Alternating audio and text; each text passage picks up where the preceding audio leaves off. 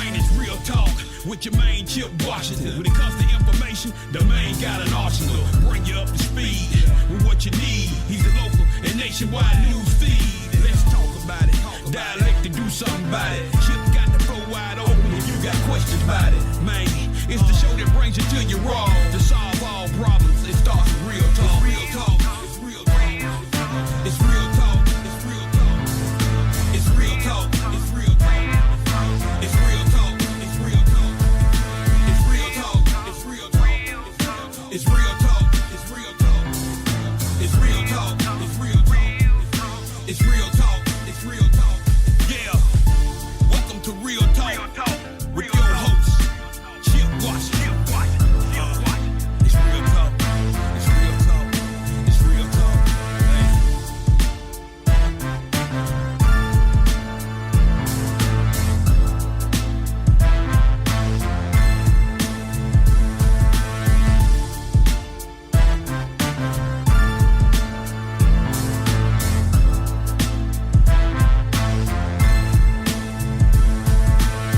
And here we go.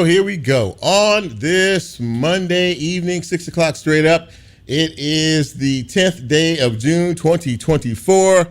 And ladies and gentlemen, it is time for Real Talk Memphis. Very happy to have you with us. My name is Chip Washington. I am your humble host. Very happy to be here on a beautiful Monday evening in the city. And man, I tell you what, it's really nice out there today. It's temperatures in the upper 80s, but low on the humidity. Let's enjoy that for the next couple of days, because by the time we get to Thursday and into the weekend, temperatures are going to shoot up over 90 degrees, and the humidity will be back too. So, yeah, welcome unofficial summer, which will be here in another few days. But in the meantime, in between time, let us enjoy what we have. It is good to be here. I'm glad the Lord got me down here safely and in one piece down here at Crosstown Concourse. So we could do this little show we like to do each and every Monday from 6 to 7 p.m.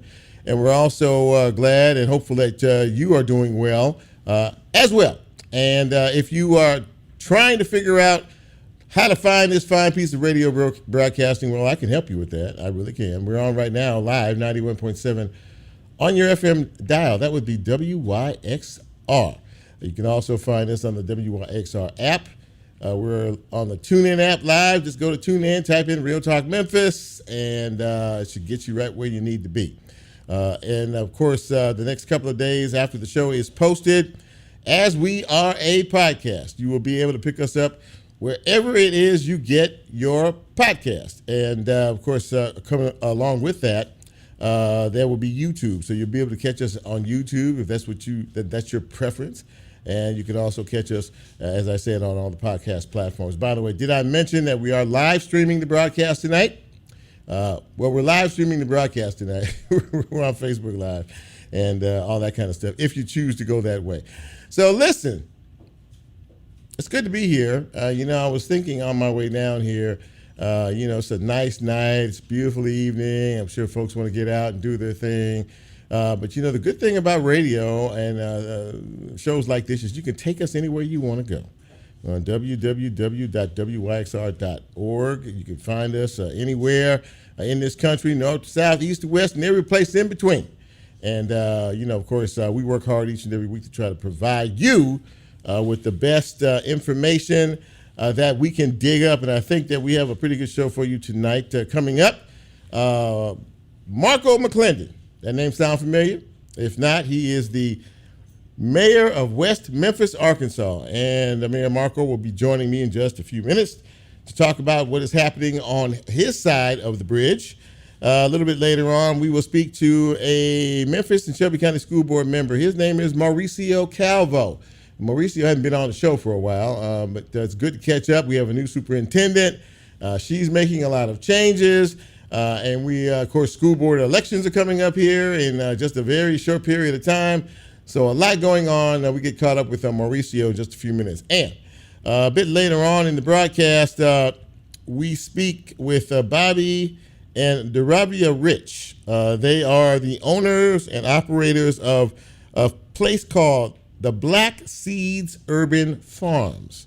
Now, if you've not heard of Black Seed Urban Farms, it is a place where they grow fruits and vegetables in areas that are food deserts or food insecure.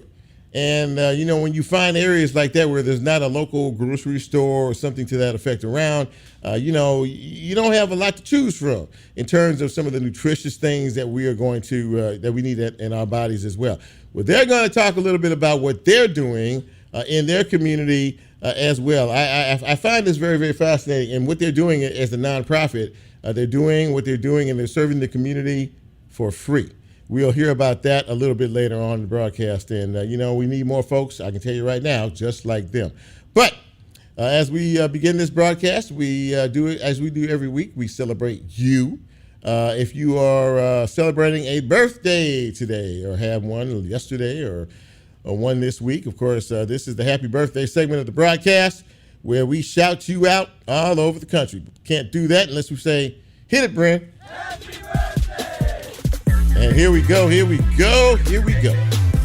Happy birthday is going out to Felicia Newton. Linda Boswell celebrating her birthday today, as is Ephraim Simmons. Eve Martin Farmer is celebrating a birthday today. I can see Lola out of the corner of my eye when she sits after her show, and I always know when she's coming. She's gotten up, ladies and gentlemen, which means shout out to her eminence. Happy birthday to James Goulage. John Mask celebrating today, as is Maurice Woodward Sr., Dorothy Woodruff Cockrell, and Melanie Richardson Smith. Lola. And a very, very happy birthday to my sister. This Wednesday is her birthday. She is my favorite sister. Happy birthday, Tony Robinson. Tony, happy birthday. You made another trip around the sun, and you got your birthday shout out from your sister. For each and every one of you out there celebrating a birthday, we hope that this day has been filled with fun and laughter, and we hope to be with you next year for your next trip around the sun. Thank you, Bren. So we learned this afternoon about a death of someone who was a pioneer in the civil rights movement. Reverend James Lawson died yesterday at the age of 95 years old. Of course, he was very big in the civil rights movement, a very close personal friend to Dr. Martin Luther King. And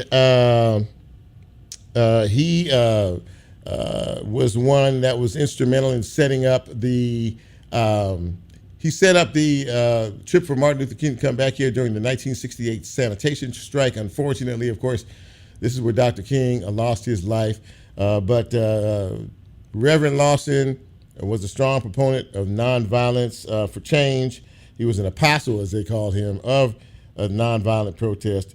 He died yesterday at the age of 95, and may his memory always be a blessing. So, in terms of the news today, the biggest news is about the budgets for both the city and the county. And, we've had some folks on here the last couple of weeks talking a little bit about that, representing both factions. Of course, the city is dealing with a $57 million deficit, and the mayor has proposed a 75% property tax increase that one of the city council folks is trying to negate with a citation program. Basically, if you've gotten a citation, this is from Councilwoman Jerry Green. If you gotten a citation the last few years and you hadn't paid it, you can pay half of it. You can pay half off from now to the end of the month. And that could generate over $100 million if everybody does it. Really like to know what the tally is on that right about now. Meanwhile, on the county side, they're dealing with some stretching issues themselves, and one of the county commissioners, Erica Sugarman, has proposed a 30-cent raise in property taxes on 25% of the total value of your home. And she is proposing that for 1 year. She's going to bring that up. Of course, these are proposals now. The budget has to be in place, fired up and ready to go by July 1st. They're waiting till the very last minute, probably the last week of June, in order to try to get all of this done. In the area of schools, and hopefully we'll be talking about that a little bit later on, but in the area of schools, the new MSCS, Memphis and Shelby County School Superintendent, Dr. Murray Fagans, is reorganizing her staff, and she's filling positions across the system. She says at least 200 teaching and other positions remain open at the district, and that she plans to move employees from the central office first to accomplish a lot of those openings. To understand that she's already done that to the tune of about 180 positions. Now, a lot of these folks are going to get moved out of the positions that they're in now to be put in other positions that they may not be necessarily equipped for or may not be paid the same amount for. But let's look at it like this. Is not having a job, is having a job better than not having a job? Because, I mean, they could just say, well, you know what, we don't need you in this position. Sorry, have a good life. But she's moving folks around. And again, change is a little uncomfortable for folks. But when you're faced with the alternative, you go for what you know, right? Right. I was telling Lola a few minutes ago, and I think I mentioned it last week, there is a documentary on Max, HBO Max, about stacks and the history of stacks.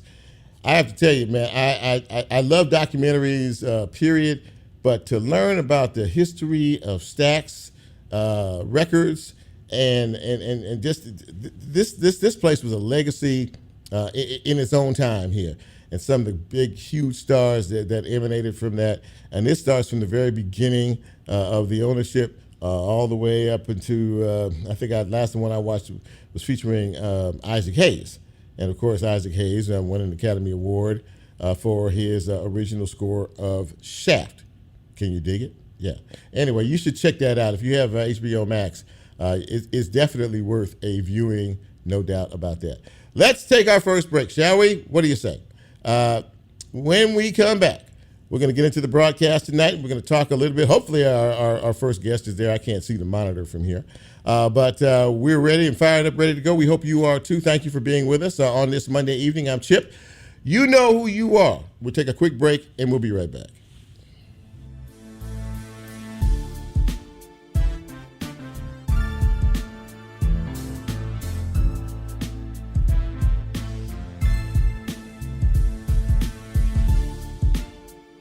If you like Real Talk, here's a way you can get involved. Do you have a show topic idea or suggestion? Want to be considered a guest or have a guest idea? Then send Chip a message on his Real Talk show page and you can be a part of the Real Talk experience. So as he always says, go out and tell somebody. We'll be right back.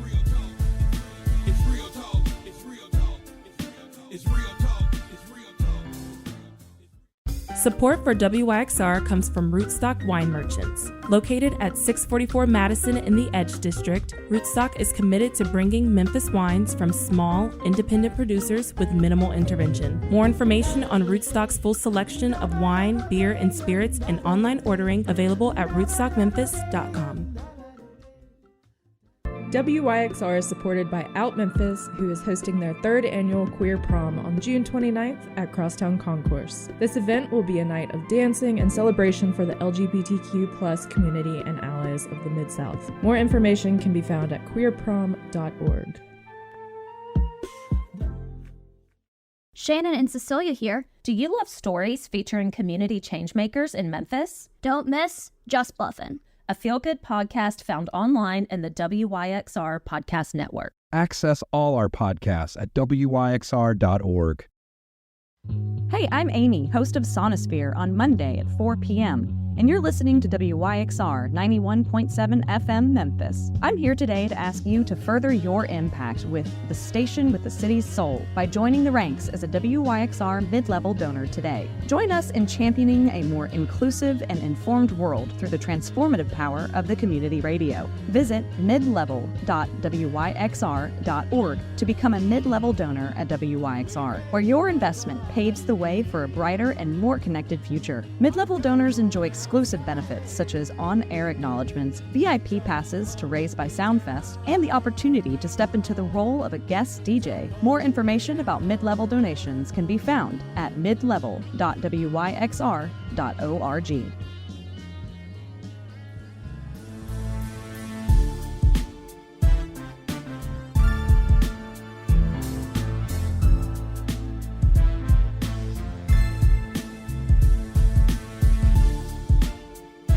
Get Real Talk on the TuneIn mobile app under WYXR, and he's now streaming live on Facebook. And you can also catch a rebroadcast on YouTube. Just put WYXR in the search box and hit subscribe.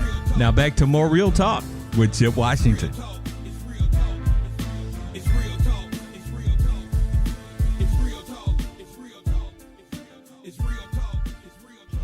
And welcome back to Real Talk Memphis on this Monday evening. Chip with you. And very glad that you are with us on this Monday evening. And, of course, we're always happy when we can talk to our neighbors, to the west of us, our good friends in Arkansas. And, of course, our very good friend is joining us this evening. He is the Honorable Mayor of West Memphis. His name is Marco McClendon. And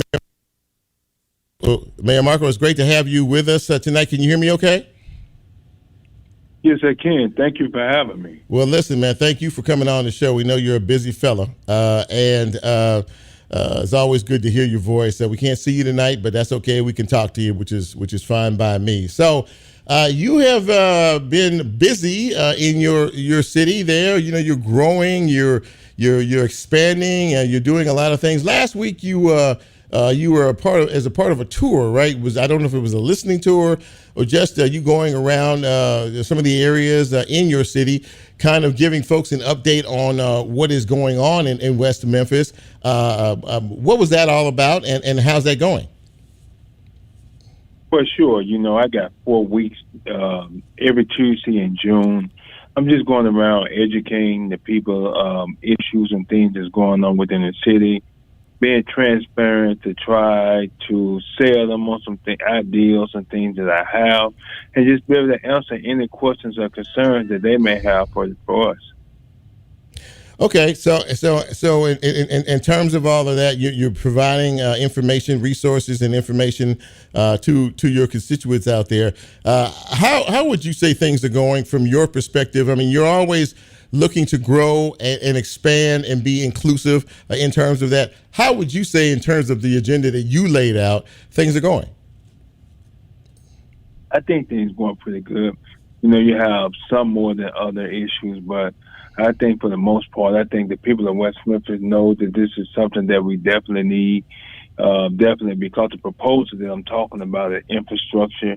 I mean, how can you be against fixing streets, cleaning out bayous, closing open ditches within your city, building more retention ponds to be able to hold more water so that when it rains, your city won't flood.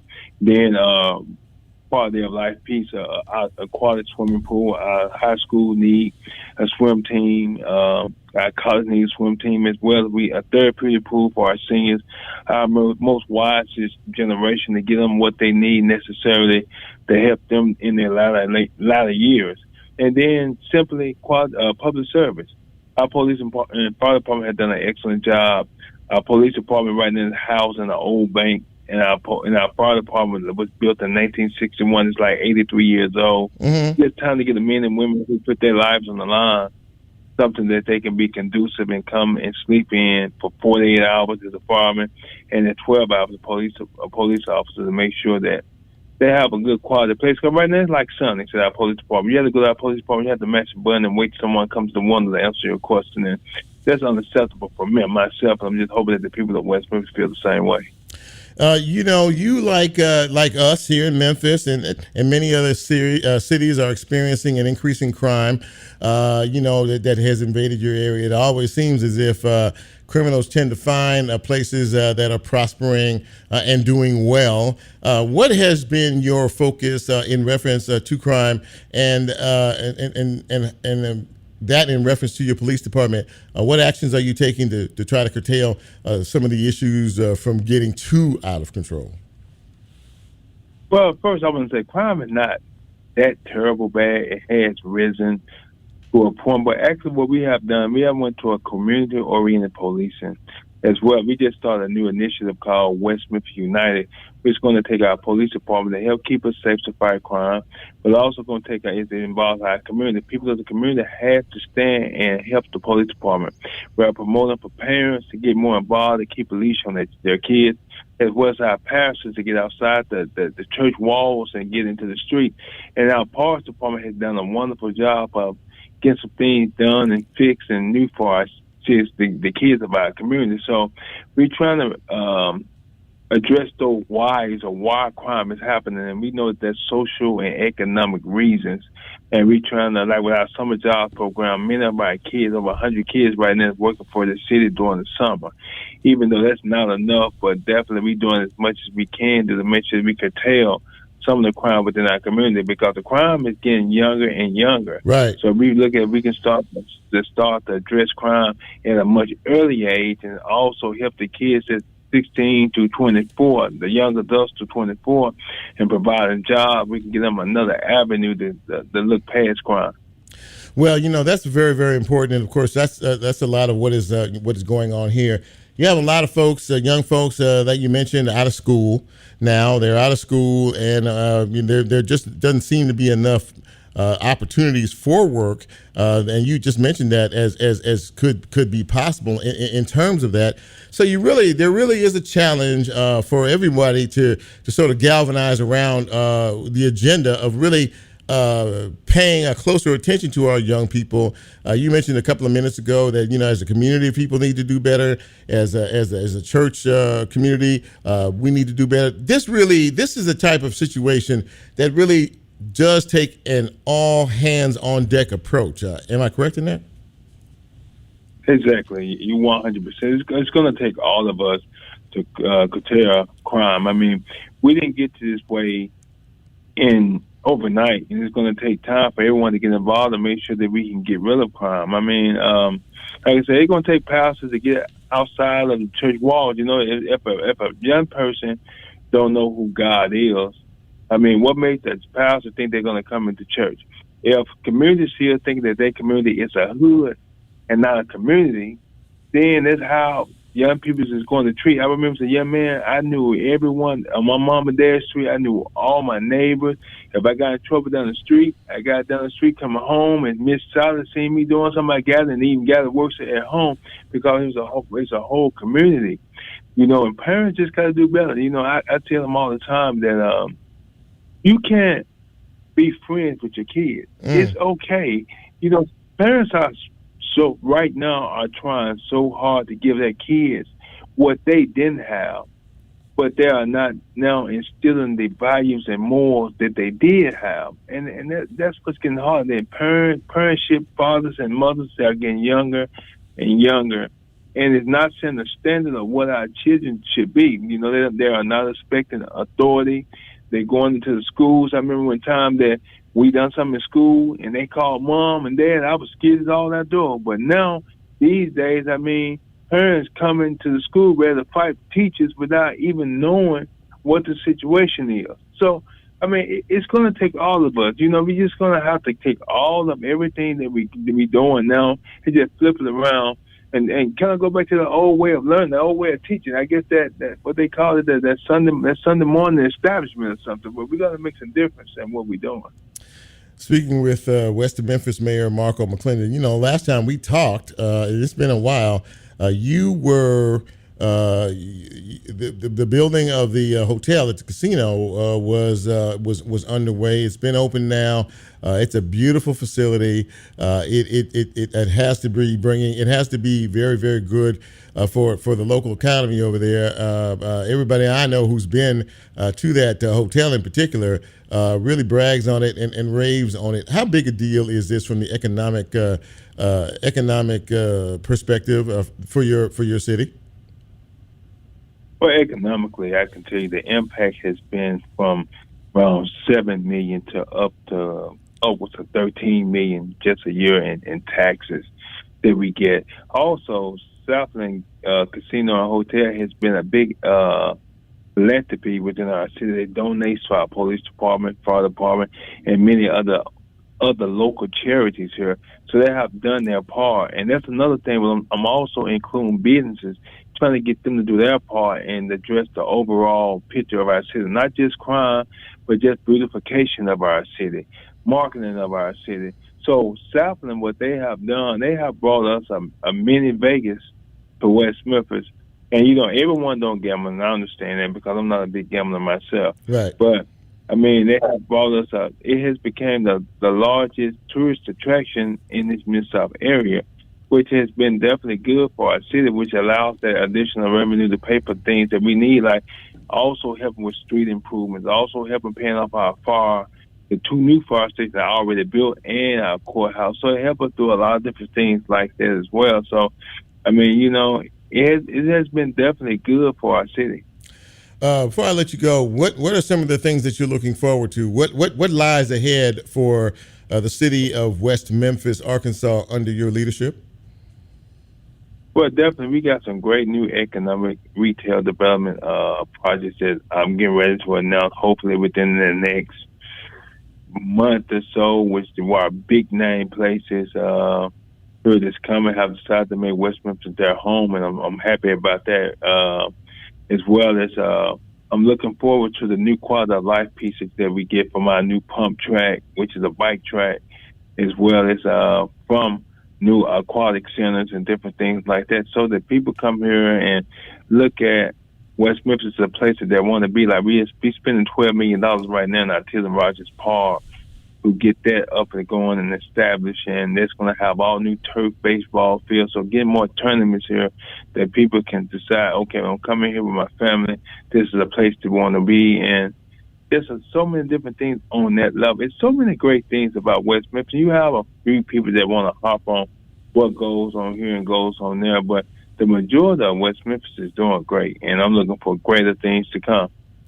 Well, listen, man, you have done a yeoman's job since you have been elected. The promises that you made are the promises that you've kept. The city continues to grow, and it's looking good over there, man. It really is, and that goes great in part to your leadership and, of course, the buy-in from the community as a whole. We really appreciate you taking the time, man, to come on the show tonight and talk with us a little bit. Kind of give us. Can I tell you one quick thing real quick? Certainly. I want to tell you, that West Memphis next month, we are doing the grand opening on our new Inclusive Park. And an Inclusive Park is a park designed for children with autism, Down syndrome, physical, mental, intellectual disabilities, blindness, sensory, just a whole 9 yards of disability where kids can roll their wheelchair up on our play equipment and utilize it, and that's good for us because we have so many children that may have these defects, and this would be the closest one within over an hour drive to one that nearly or similar. So I'm just happy that we're able to do that, and that actually came from the idea of our young people. 1 year of my first year of our program, I asked them, what can you all do to come up and help us be able to do something great for our city, and that's what they did. So I'm excited about forward to seeing everyone over there when we do that grand opening in a month. Well, listen, man, congratulations on that and everything else that's going on in West Memphis. We really appreciate your time this evening. Thank you for calling in, and thank you for checking in with us and talking with our listeners. West Memphis Mayor Marco McClendon. Mayor McClendon, thank you so much, and we'll talk to you down the road. Thank you so much. Anytime. All right, my friend. Thank you. There you go, ladies and gentlemen. Yes, sir. Updates on what is happening out in West Memphis, Arkansas. There's a lot going on out there. As a matter of fact, if you haven't been out there to check things out lately, you should go ahead and do so. They're doing some big things out there, a lot of work, a lot of good things happening. Thank you, and we thank you for coming on the show. We're going to take a break, and when we come back, we are going to continue the broadcast. We should be hopefully hooked in with our next guest and talk a little bit of school business. How about that, from the Memphis and Shelby County Schools? This is Real Talk Memphis. I'm Chip on this Monday evening. You know who you are. Stay with us. We'll be right back.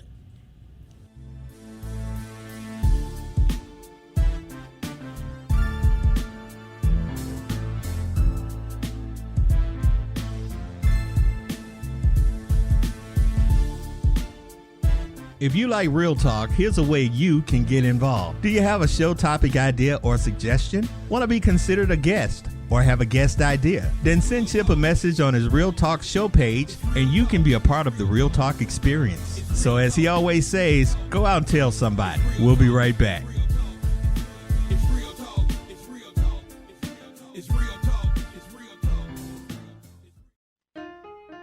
Sunset Jazz at Court Square is a free, family-friendly jazz concert series hosted by Just Jazzin', located at 62 North Main in downtown Memphis. The series is held annually, every second Sunday of May through October, featuring a lineup of jazz artists, showcasing different styles from straight ahead to swing. More information can be found at sunsetjazzmemphis.com. Church Health's Memphis Plan continues its decades-long commitment to serving local musicians with comprehensive health care and also tailors its focus to small business owners and the self-employed. Health care through the Memphis Plan provides care in Memphis for Memphians. Related services include preventative health, optometry, dental care, and more. More information regarding availability at memphisplan.org or at 901-272-PLAN.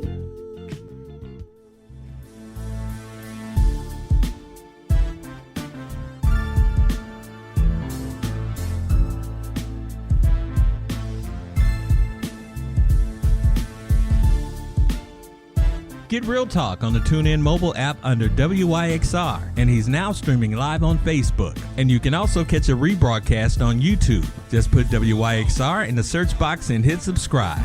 Now back to more Real Talk with Chip Washington.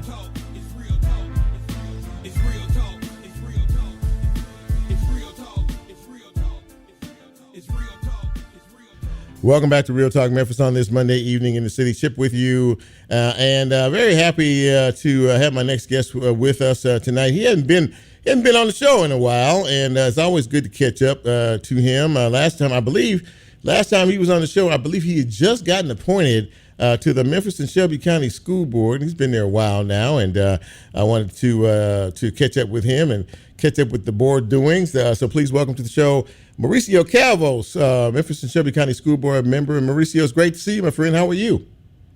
Hey Chip, good to see you, man. I'm still a freshman, so hopefully I can get away with some of these questions by saying I'm new. But okay, well we'll try to take it as easy on you as we can. Really appreciate you. No, that's good. Come on in. That's what I'm here for. Yeah. Okay. Well, listen.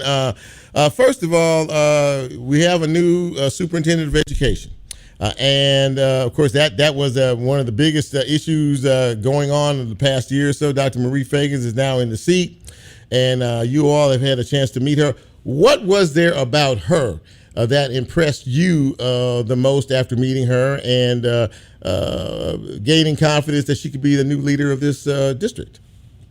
Yeah, well, once again, thank you and all the listeners for tuning in. I mean, to be very, very honest, if you look at the record, I did not initially vote for Dr. Fagans. Right. I did it at the end to show consensus and support with my colleagues, but I was one of two or three votes that didn't initially support her. When I met with her, I told her that I have been very impressed by her energy, her passion, her dedication, but two things that were not convinced me at the beginning is that she didn't have the level of experience that the other two candidates had, and none of them had been superintendents. But the second one is that I told her that I said, you're so passionate and such a good communicator, but I also want to make sure, Dr. Fagans, that you are humble enough to recognize when you know what you don't know, because nobody knows everything, right? So in this type of roles, you have to be confident enough to portray, confidence but you also have to be humble enough to know your weak spots. She assured me that she would be that person, and over the past few weeks that we have got to know each other, I feel that she's doing a good job. She's in a tough spot right now. We are in the footprints of foothills of approving a budget. So this is a tough time, and it's going to be a test to her and to the board on the decisions that we make moving forward. Yeah, absolutely. That right now she has said quite bluntly that we have a major deficit in terms of teachers in the classroom, and she is basically turning the central office upside down, and she's moving folks out and moving them into open positions in and around the district.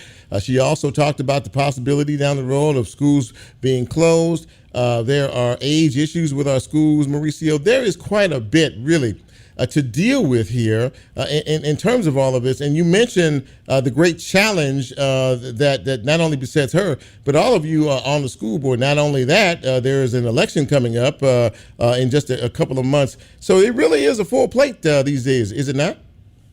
Absolutely. And I want to reassure people to hold us accountable, to become informed, to communicate with us. I'm accessible. I'll put my phone number here if you want it. Like, people can text me. I prefer people to text me, and I'll meet with whomever in groups, by one-on-one. So you mentioned a lot of things that are on the pipeline. The most important thing is that we have to continue to ensure, Chip, and this is not a political speech, that we do right by students, right? I have two kids, three kids actually, but one is already graduated, that attend our public school. So this is really, really important. Now, I think it's a stretch to say that we're turning the central office completely upside down. We're making a lot of changes, and I am aware that those are tough choices. But there's a combination of things that are happening here. One of them is that we have the end of COVID funds. So the money that we got from COVID, a lot of that money is drying out. So we knew from the beginning that money was not going to be there forever, right? The number two is that we continue to fail the majority of students. And when I say that, it's only 1 out of 4 children are reading at grade level. Right. So we have a lot of challenges that you know and many of our listeners know. So on the one hand, as a board member, I have to hold the superintendent accountable for their decisions, but we also have to support that change is needed. If we keep doing the same thing, we're going to keep getting the same result. Now, that doesn't mean that everything has to change, but I hope that you understand, when you have 14,000 employees and 200 schools, we have to make some changes. Again, I am not completely satisfied. I should say I'm dissatisfied with the way some of these communications have gone out, because I think they have created confusion. And to be fair, like, we're learning about some of these things even through the media. So we're expecting the superintendent to be better communicated with us, with the board, and with the public. But we also understand that change is going to have to happen, because we owe that to every student in Memphis Shelby County Schools. One of the things, too, that she mentioned, and you mentioned it, too, the test scores in reading and math. She said that she is particularly concerned about that. This is going to take a all-hands-on-deck type of solution to try to turn this around. And with the shortage of teachers, qualified teachers in these classrooms, Mauricio, does that not make the challenge even a bit more steep?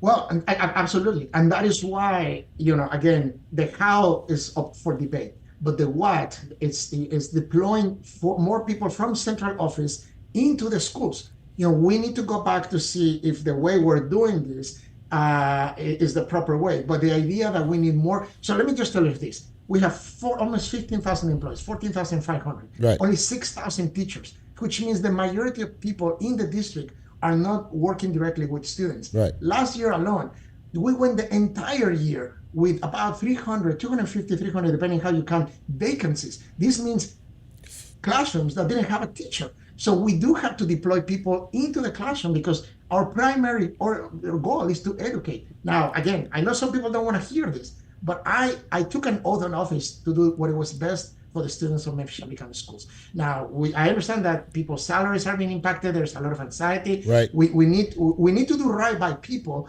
but we also have to do the right. We owe this to taxpayers. Dude, like, this is not our money, right? Like, I told the superintendent this. We have to do true things for every position that we have. Do we have the funds to support this? Can we afford it? Like, that's being responsible. Number two, do we need you? Do we need you where you are? And if the answer to either one of those is no, we have to proceed in the most humane and possible way to tell people, like, we're going to have to make some changes. Again, I'm not happy with the communications, but the basis, the premises is what matters here. We have to do right by kids.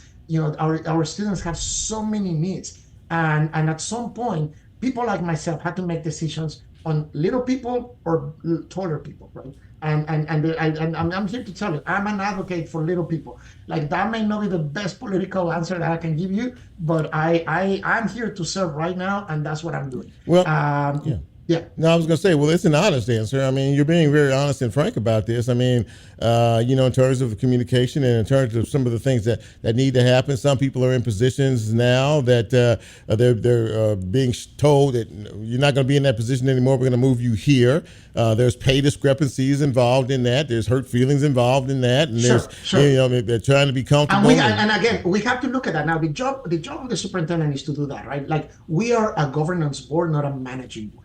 So what we do is we approve the budget, we hold her accountable. I want to make sure that we're making these decisions based on data, that we're doing this in the way that we owe this to our employees. But again, change is going to be tough.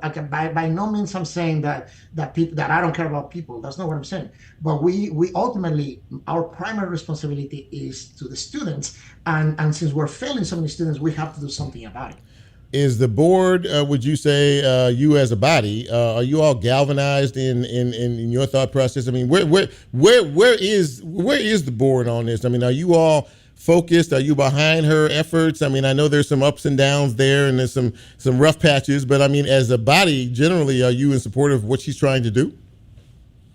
So that's an amazing question. And look, I became an American citizen because I believe in our democracy. And in our democracy, it means that building democracy sometimes gets dirty and gets messy. Right? What we do promise to people is all of my colleagues have one goal in mind, is students. How we get there, we may differ. At the end of the day, we need the half plus one. There are 9 of us, we need 5 votes to pass anything. We're not going to be like Congress, so divided that we cannot get anything done. At the same time, we don't want to have just group thinking and rubber stamp every decision.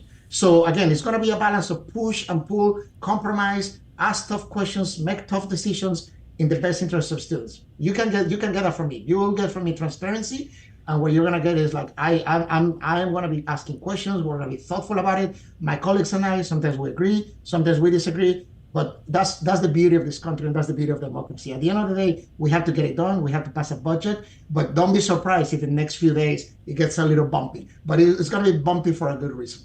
Yeah, there's a lot on the line here, and we are, as you say, we're in budget season, the whole 9 yards, and everybody's trying to get as many pennies as they can get. What would spell moving in the right? This final question. Well, what would spell for you moving in the right direction in terms of the agenda looking forward? School starts around the end of July, I think, 1st of August.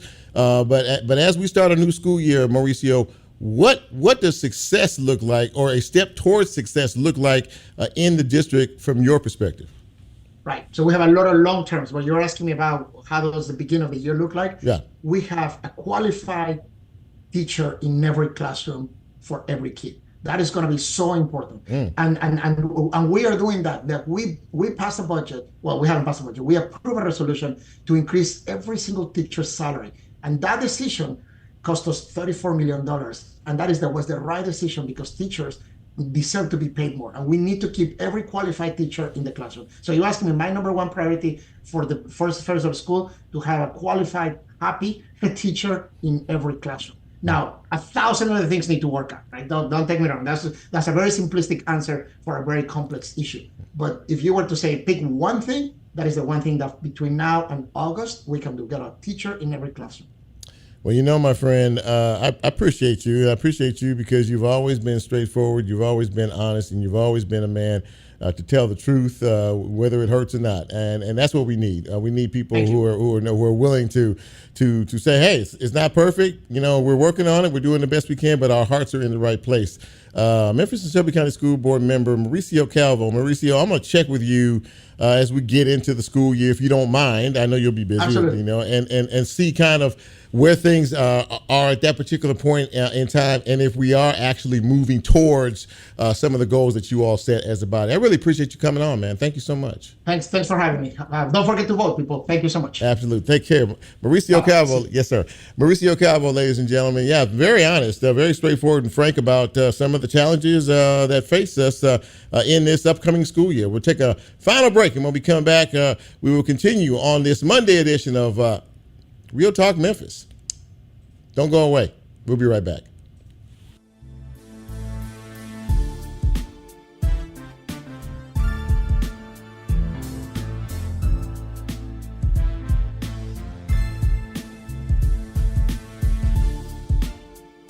If you like Real Talk, here's a way you can get involved. Do you have a show topic idea or suggestion? Want to be considered a guest or have a guest idea? Then send Chip a message on his Real Talk show page and you can be a part of the Real Talk experience. So as he always says, go out and tell somebody. We'll be right back.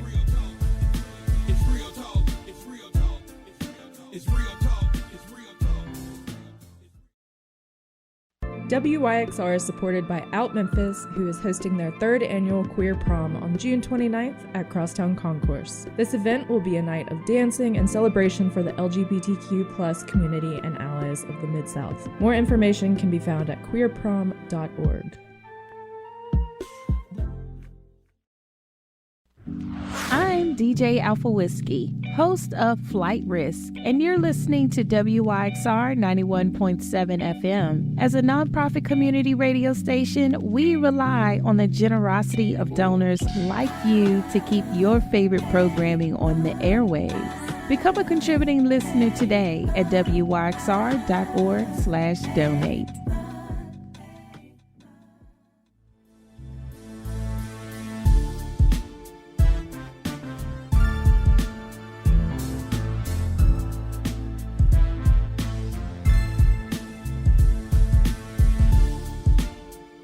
Get Real Talk on the TuneIn mobile app under WYXR, and he's now streaming live on Facebook. And you can also catch a rebroadcast on YouTube. Just put WYXR in the search box and hit subscribe. Now back to more Real Talk with Chip Washington.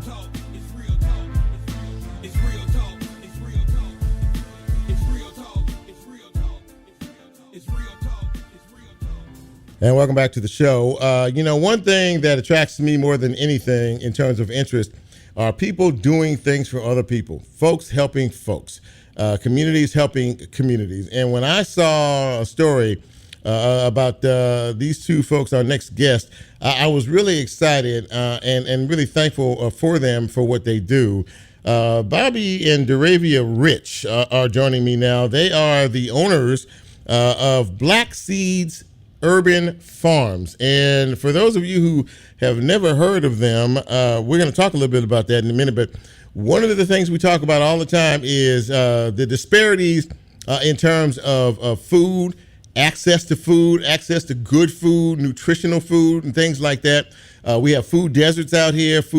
A lot of people are food insecure, but these folks have put together this amazing piece of land where they grow their own fruits and their vegetables.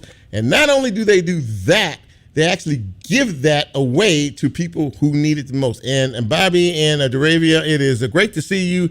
Thanks for coming on the show tonight. Really appreciate it. How you guys doing tonight? Thank you for inviting us. Hello, how are you? We're doing good. Yeah. So listen, thanks for being here. Thanks for coming on the show. And first of all, whichever one wants to take it, how did you all decide on this concept? How did you all decide that this was something that you wanted to do? You can jump in, Bobby. Go ahead. Bobby, go on, Bobby. Jump on in there. Go ahead. Okay, make sure my reception is clear. You're good. Well, we just to kind of skip forward, then I go back and kind of give like a little small story. But we really started in my wife's grandfather's backyard, and gardening was something that he did. But it was like garden farming, kind of like the old school way of gardening in the backyard. You growing food and you take it into the kitchen, and then they cook it, and then you eat it. And so my wife this is how she grew up. This was a part of her, growing up. Mm-hmm. And so now it's becoming like the food to table kind of thing is becoming popular right now. But this was a way of life for my wife. And so we moved in back to South Memphis to her inherited home. I started working in the same garden as her grandfather did while I was going to school for the UT Institute of Agriculture.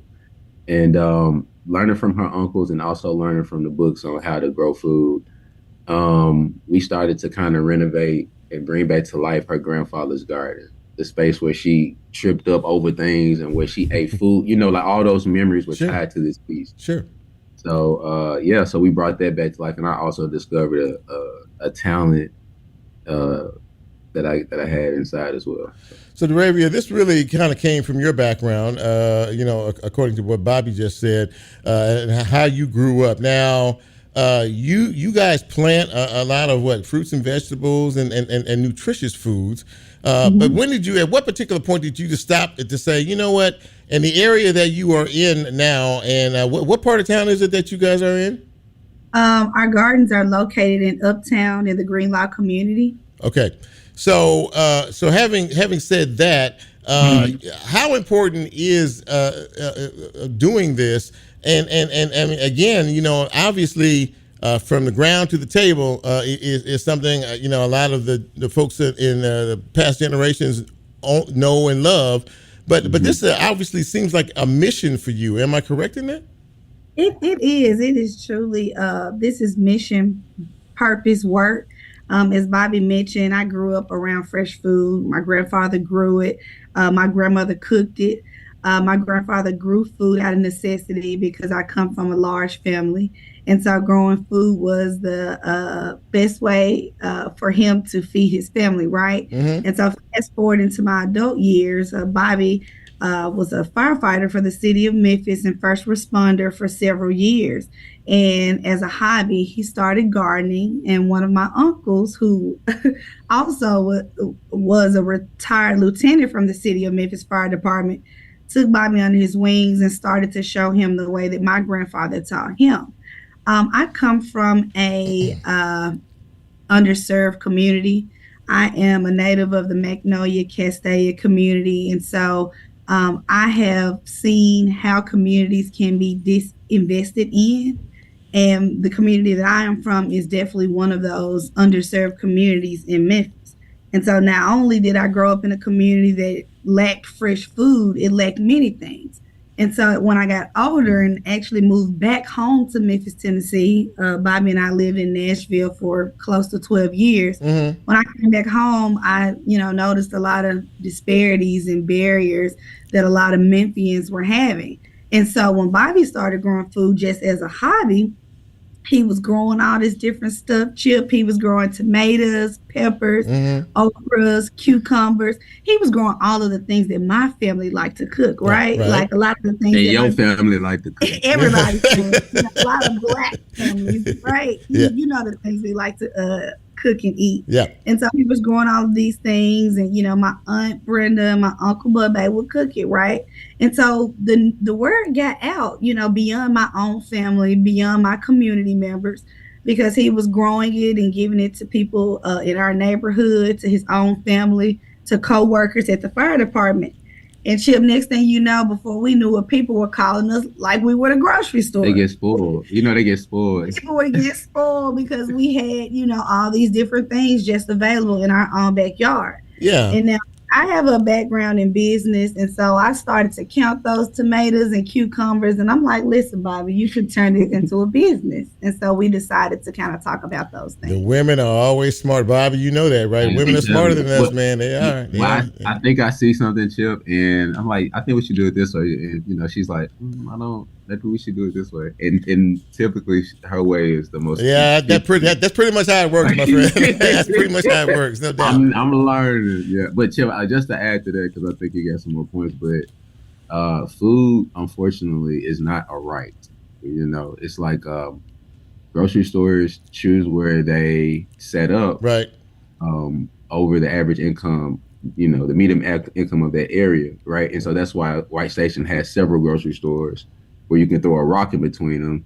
But the disparities and the food apartheid and all that stuff, it's in these intentionally disinvested communities, right? And so this is an answer to that, but then we also have larger scale answers on how to bring food to these communities as well. So, but now you guys provide food, kind of piggybacking off what Bobby just said. You provide food to folks in the community that come get it, and it doesn't cost them a dime. It's free. Am I correct in that? Yes, that is correct. That's amazing. That's amazing to me. That's amazing to me. Thank you so much. Through our nonprofit, we grow and give fresh food to people in need. Our community members in Greenlaw are a small group of people who need their fresh food access. So we offer it through our nonprofit. And also, in terms of your facility, I watched some of your videos and watched some of the things. I was doing some research before you came on, and you sort of teach folks how to do this. You also have you've also kind of turned this into like an event center. Am I correct? You rent this facility out. Did I see that right correctly? You can guess who. Yeah, I know. I don't need to. Yeah, I know. I already know. Yeah, but you know, I'm gonna say this. Communities, especially Black communities, and especially communities that have been intentionally disinvested historically, maybe not now, but they're dealing with that now. Those spaces never get a chance to be beautified. They don't. Like at the time, the chances are that by the time that they're beautified, they've been gentrified as well, and those heirloom folks in the community don't really get a chance to benefit from those gardens, those victory gardens. So it's a space where they can recreate, where they can have weddings, where we can teach people, educate them, yoga, everything. It's a communal space. We've had all different type of events, from birthday parties to yoga classes to concerts, weddings. We've pretty much done any outdoor event that you can have there. These are the type of stories that should be told. Now, before you go, you guys won a grant award from an organization, a $15,000 grant award. Congratulations on that again. That was a pretty big deal, wasn't it? Thank you. Very big deal. Through Fiskars, the tool company Fiskars, we are the 2-time recipients of the Project Orange Thumb. And through that grant, we are able to use those funds to continue to sustain our project. Mm-hmm. It has been amazing with adding corporate partners like Fiskars, because they understand what true philanthropy is, and supporting small businesses like Black Seeds. So through those fundings, we have been able to sustain and to continue our operation. And also scale up, Chip, because what we're doing, we want to spread to other communities. We're in the Greenlaw. We're kind of easing into Smoky City, like Bree Love. Yes, sir. We want to replicate this because the community buys in. It's like they have a bid in. It's not like they're working for another company. Like, this is your stuff, right? And so it's a beautiful thing to see the land get restored and also communities get restored too. Well, Bobby and Derravia, Rich, I am really I'm honored to have you on this show. I hope that there are people out there who are listening to this, and if they don't hear it tonight, it's a podcast, ladies and gentlemen. You can be able to pick up this interview wherever you pick up your podcast in a couple of days. This is the kind of story that needs to be told in this city. This is good news, and these are young folks who are out here trying to do things to help other people in the community. I'm really proud of you guys. I really, really am, and I congratulate you. And Bobby, you did all right, man. You did all right with that when you hooked up with there. Thank you, thank you, Jim. I appreciate that. He needs to hear that. I take all the wins. Yeah. I got you, man. I got you. Listen, thank you both for coming on the show. I really appreciate it, and I hope to talk to you again down the road. In the meantime, best of luck in all of your endeavors. I appreciate that. And keep doing what you're doing, Chip. We appreciate you, man. Thank you so much. Thank you. Please tell your followers to follow us on Black Seeds Urban Farms on Instagram and Facebook. Yeah, you just did. Thank you. Yeah, take care. Thank you so much. All right, bye-bye. Well, ladies and gentlemen, there you go. That is now that's how you end the broadcast. And as Bryn plays this out, I got to tell you something, man. Black Seed Farms, you really need to look these folks up. Black Seed Farms, Black Seeds Urban Farms LLC is their title, and they are. I mean, look, they are an example of how we make our communities better, by one person at a time. I'm so happy for them and congratulate them on their efforts. Thank you all for being a part of the broadcast tonight. We really appreciate it. We hope that you enjoyed the show. And if you did, please go out and tell somebody to tune in Monday nights from 6 to 7 o'clock for another edition of Real Talk Memphis. For Level Lola, for Brand, and for yours truly, I'm Chip. Have a great week. Be safe. Be careful out there. And until next time, we are out.